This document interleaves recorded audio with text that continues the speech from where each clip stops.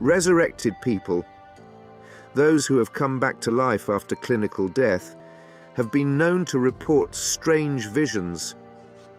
They are called pre-death visions. They often tell the same story.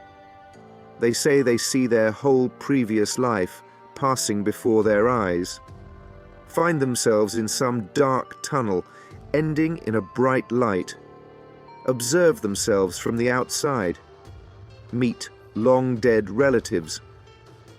However, as it turned out, something, no less supernatural, happens to those dying people who have not yet crossed the threshold of this light, but only approaching it.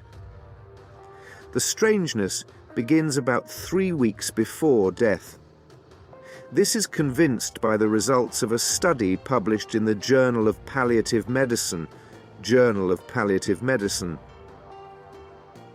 For more than 10 years, American doctors from Hospice Buffalo in the state of New York, led by Dr. Christopher Kerr, observed dying patients, recorded their stories. As a result, they collected about 13,000 testimonies, which allowed them to draw conclusions. Deathbed dreams were recounted by 88% of the patients. These dreams, if they can really be called that, were incredibly vivid, and so lucid that many believed their dreams were real.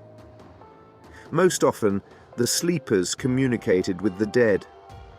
72% of them did. As a rule, close relatives or friends appeared to them. They saw them, sometimes talked to them. They called them and comforted them. Don't worry, it's not so bad in the other world. One of Dr. Kerr's patients told me 3 days before she died that she saw her husband, who had been dead for a long time. She was at the top of the stairs, he was at the bottom. He was smiling affectionately. One ancient old lady recognized her grandparents in her dream, who suddenly appeared before her eyes and were very pleased with her. Another common story. Patients were either preparing for a trip, packing their bags, buying tickets, or had already left. 59% of them did just that. Some found themselves sitting on an airplane or train. Next to them, they saw relatives, friends, and acquaintances who were still alive or who had already passed away, and with whom they felt so good that they did not want to part. 29% of Buffalo hospice patients have seen their loved ones in deathbed dreams, and 28% observed recurring scenes from their past lives that gave them pleasure. The dying were interviewed every day. They willingly shared their experiences if you asked. Some of them had alternating dreams. Then dead relatives appeared, then living relatives, then they saw a long journey. Dying children were the exception. More often than not, they dreamed of pets who had passed away. Of course, dogs and cats, whose names the little patients easily memorized.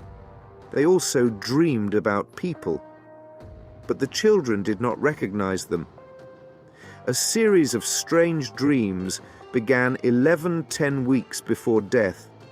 During 3 weeks, their frequency increased rapidly, and the visions themselves became brighter and brighter.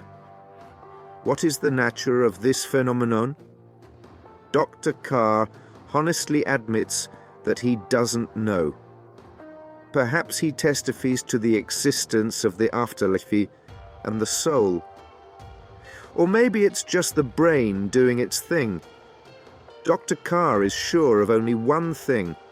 A series of last dreams facilitates people's transition to the next world, prepares them, calms them down, reduces the fear of death. But it seems that the weirdness, that has begun serves as a harbinger of death.